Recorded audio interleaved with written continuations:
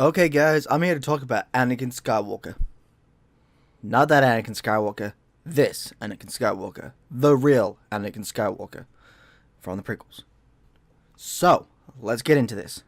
This is but the first episode of the character depth of just characters that I really loved. Starting off with my favorite Star Wars character, Anakin Skywalker. Now, for a lot of people, a lot of fans, they think that the prequel trilogy Anakin was a tarnished character. I don't think that is true, and here's why. First up, I think Anakin's characterization in the prequels is actually well done. It's completely different from what a lot of people thought it would be, and I think that's the problem with a lot of people. Anakin, the prequel trilogy version of him, is very similar to The Last Jedi, where everybody had this viewpoint, and Lucas and Rian Johnson went, yeah, no, we're going to completely twist it and change it around. So I understand why people hate it, but unfortunately not a lot of people are like, oh, you know what, let's look at it from a different perspective, which is something that the Star Wars films actually say, from a different perspective, it's this and that. So it's quite strange that a lot of fans and even watchers of Star Wars don't actually understand that, which is very strange to me, because I think Anakin Skywalker from the prequel trilogy alone is a very powerful, divisive, yet multifaceted character in all of cinema. Here is why. Now, first up, Anakin is an emotionally unstable man who just wanted respect and wanted to be loved, which he never got. Let's be honest. In number 2 and 3, he never really got that, right? But let's go to episode 1, because I want to definitely touch on things in episode 1. So, episode 1, we see that he is a slave. He's a slave. He's been bought. His mother's been bought. He lives there, but he lives to work for other people. He works at Watto's shop where he learns about robots and stuff. He's force sensitive, so things like taking and rebuilding, well, not fully rebuilding, because we find out in episode 1 that he found an old droid and he's kind of rebuilding from there, so he didn't really build the droid from start to finish, did he? But we see that he's very good with electronics, he's very good at creating things and all that, and it's rather interesting that a 10-year-old boy can actually do this. Of course, later on we find out he's force sensitive, and he could be very much be the chosen one, which is always interesting. So he can able to do all this, and I like that. I really do. He's in a situation where we learn why he can pod race and why he's really good with electronics and stuff, because he's been sold. He's basically been sold there. He's like, you've got to be here, you got to work here, you better do a good job because you're a slave. With that viewpoint, it makes sense of why he can do all this.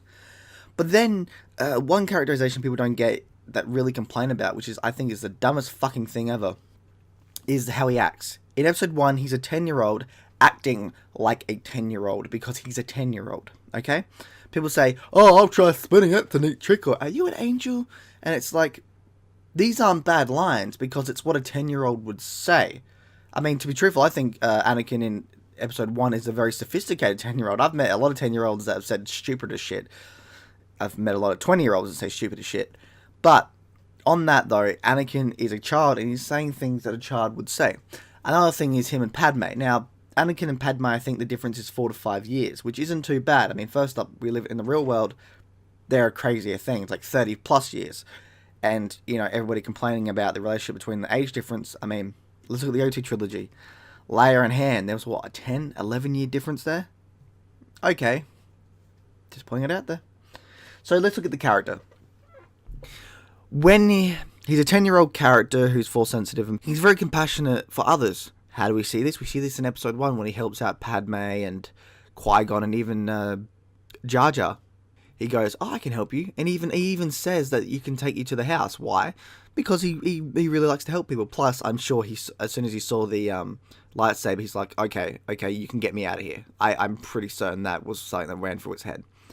And then later on you find out that he's force sensitive and stuff. You can't help but feel like, my God, this is a really interesting guy. He's stuck in a rut. He's stuck from the Hutt. He's stuck on Tatooine. He's stuck in Mos Eisley. He's stuck here as a slave. And then when these people come around that are like, oh, you were nice to us. Well, guess what? We can help you.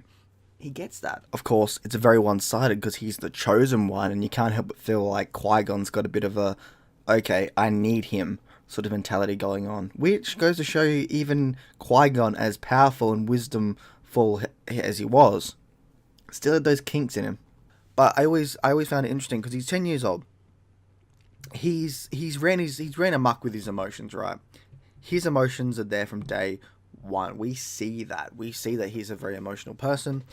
He's got compassion for others. He lets his emotions come out and stuff like that. When he's sad, he shows it. When he doesn't want to leave, he shows it. When he's leaving from his mother, he runs back to her because he doesn't want this. You know, a child leaving a mother, he doesn't want that. But that's because he's grown up with these emotions and they do overpower him. Now, imagine being a 10-year-old. Being a slave 10-year-old, going through all the slave stuff and then being saved. You can be saved. But only you, not your mother. Not only that, but you've grown up in a world where your emotions run amok in a way. Now, imagine that as a 10-year-old, you do all this, you do all that, but you become into a society of the Jedi, a religion, who start to control you. Now, Anakin, from episode 1, we find out, is too old to be taken over by the Jedi. He can't be indoctrinated. We see this. He cannot be at all indoctrinated by the Jedi because he is that old. He has control of himself. But he has to, as he grows older, he has to control himself to be someone he isn't. He has to stay in line with what he's learned. But not only that, but he's being taught by people that were indoctrinated as children, so they don't even know what they're doing in a way. He is a child that is completely different to what a normal Jedi would be when they're in training, that everything's going to be different. You know, so many different signals are going to come in here. And this is all from all of this is in the prequel trilogy, I'd like to point out. Because in episode 1, we find out that not even Obi-Wan Kenobi, he wasn't ready to take Anakin on. He did this because of his dying master's wish. He wasn't ready. He wasn't ready for a lot of things throughout the movie, but he was definitely not ready to be the master of Anakin. And we even see this in episode 2 when Anakin talks back to him and says, no, hang on. We can do better, you know. He doesn't follow the same dogma as the Jedi, which is why they don't trust him and he doesn't trust him, because he wasn't indoctrinated. But on that, not being indoctrinated means things like you got to control yourself. He can't. And this kind of brings up the whole 10-year-old Anakin Skywalker. I think 10-year-old is perfect. Why? I'll tell you in a sec, but everybody keeps saying this. He should have been 14, 15, or even 16. That is a terrible decision and would have made the film series make less sense. Why? If he became a Jedi at the age of, say, 14 to 16, say 15, he would have stayed for a couple years, learned to be a Jedi, and then left. Why? Because at that age, he wouldn't have had much of an anchor. Right? If he's been a slave for that long and his family's like, oh, you can finally get, you know, someone's like, oh, you're 15 years old, you can be there, you can be free. He's going to take that. As a kid who wants to see, as a 10-year-old, he wants that, but he isn't strong enough to get there. As a 15-year-old, he feels like he can get there. And then if you have an opportunity, such as he gets in episode 1, at the age of 15, he's going to use that. Which is fair enough, but he would have been like, you know what? I'm going to go and train for the Jedi for a bit and then left. He would have grown older. He would have been 25 by the attack of in Attack of the Clones, and by that time he probably would have left the council. He's too old to be indoctrinated at that age, even more so than the 10-year-old version of him. And he's old enough to see the flaws of the Jedi, and he would, instead of kind of dealing with it, he would have been like, no, fuck it, I'm out of here. And to be truthful, that would have made the story iffier for me. Because him falling has something to do with the fact that the Jedi never respected him, and really an outside opinion was the way to go. But if he's too old, then there's that logic of, why didn't he just leave? He could have just left. He's old enough to leave. He let him go. And they even touched up on this in a very good Obi-Wan Anakin comic book, which I suggest you read, where he feels like he's going to leave the Order. Now, in this moment, if he was older, he would have left the Order. This is why I bring that up. If he was the age that he says he should have been, 15, 16, maybe older, he would have left the Council, he would have left the Jedi Order, and then none of that would have happened. That's the downside of it all. And you could probably write a story, don't get me wrong, you could have written a story that kind of bridges that and makes him come back, but that's a bit too much for a film. It would be good for a TV show, but not a 2.5 hour film, or even less. So, yeah. Then we get into Padme. Padme was the first woman there that believed in him in episode 1. She was there when he was taken with Qui-Gon. When he gets taken, she was there to comfort him. But not only that, but he helped save her planet. He was one of the helpers that saved the planet and actually helped them bring them together. That's a big thing. And either a relationship or a good friendship's going to come out of that, because they were, both of them, Padme and Anakin, were there for the biggest moments of their lives at that point in time, even if not ever. Something's going to come out of that. And it's love for him and even for her, which makes sense at a young age when somebody just goes through all this emotional drama they help each other. You know, Anakin took them in. He says, no, I'll help you. I'll race for you. I'll help you out. I can help you. It's just, there's so much there so much of a perspective that they join together. You can't help but go, my God, he's doing the best he can. Except as he gets older and he's got the feelings of love and all that, especially when he has to look after her, he can't act on him. He's not supposed to. Which is why when things like, oh, I don't like sand coming up, I think is brilliant as a brilliant scene, because it shows. It's an awkward scene. It shows because he doesn't know what he's doing. He doesn't know how to flirt. He doesn't know how to talk to her. He has no idea what he's doing, and that's why it comes off as cringy, because it's supposed to. That's the point. He is an emotionally unstable man who has no idea what he's doing most of the time. All he's been taught is to fight and be the chosen one, basically. And that must be a hard thing. He's looked up to by hundreds of Jedi and is pressured to live up to that prophecy. But he doesn't want that. He's got so many emotional bearings are weighted on him. As soon as he leaves to train with Qui-Gon, so many emotional things just pile up on him that he becomes that multifaceted character that I love.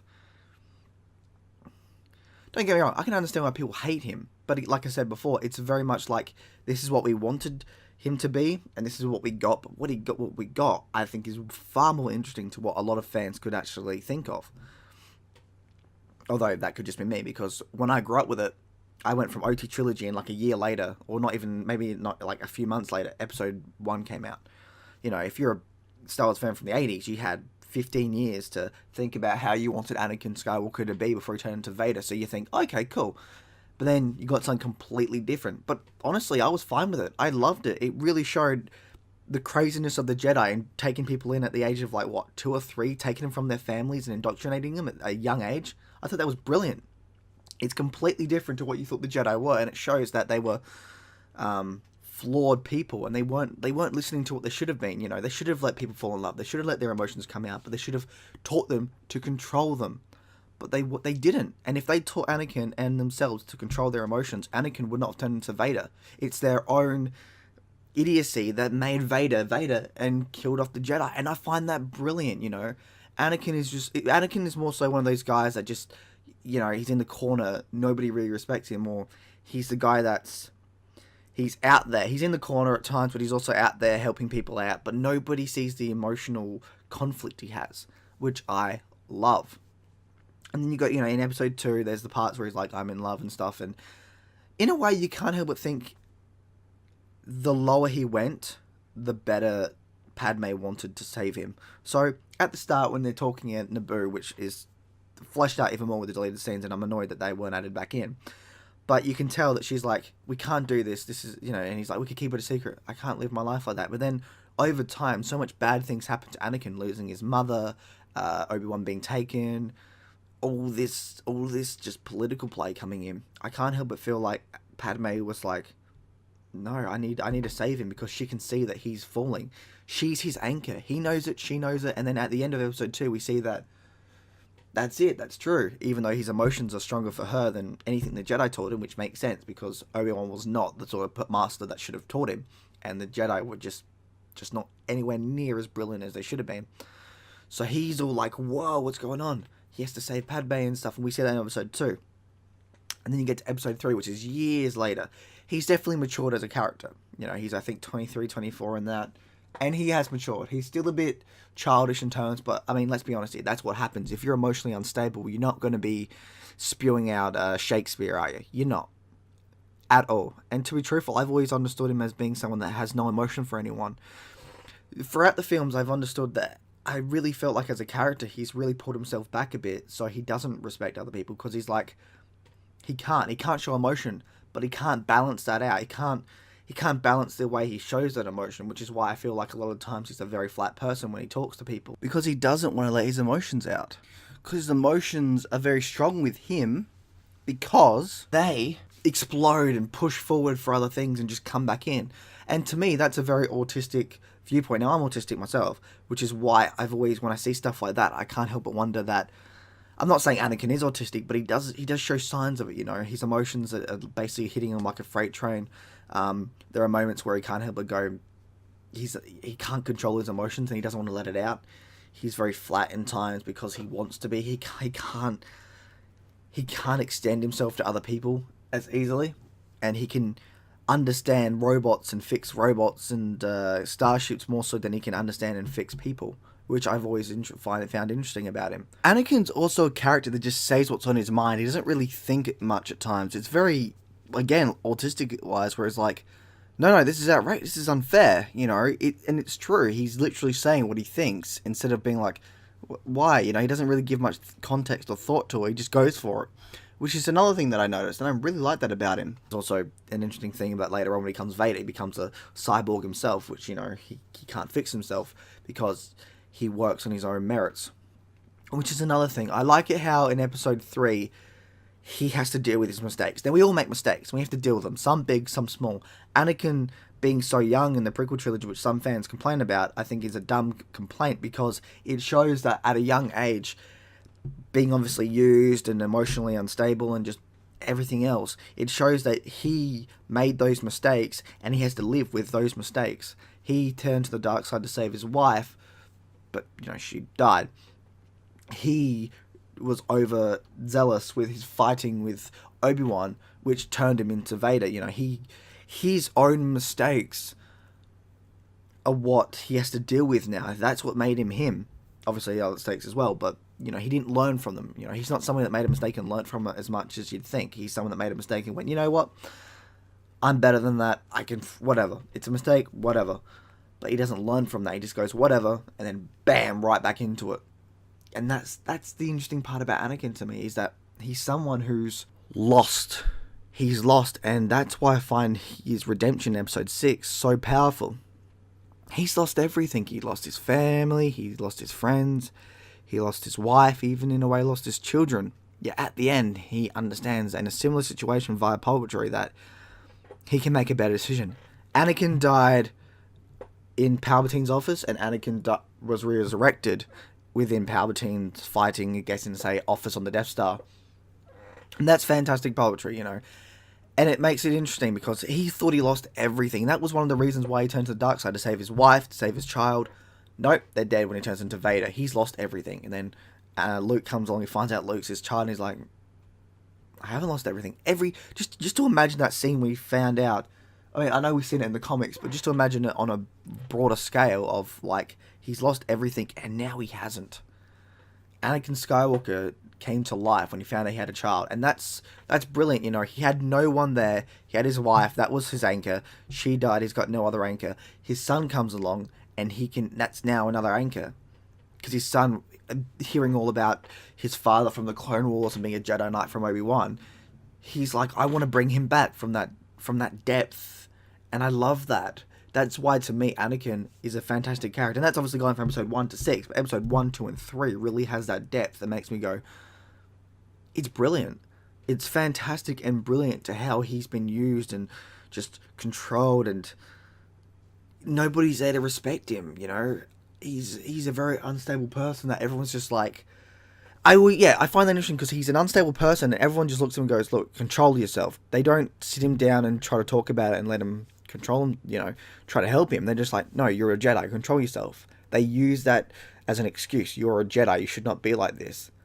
But considering he wasn't indoctrinated beforehand, there's just so much that happens that I just love. I know this is a lot of me just talking, but there's a lot to talk about Anakin, and I think I've got a firm grasp of what I was talking about there. So, that's Aussie Viking out. If I can do another one that's more in-depth and shorter, I'm totally going to do that. But yeah, Aussie Viking out. See you in Valhalla. Bye.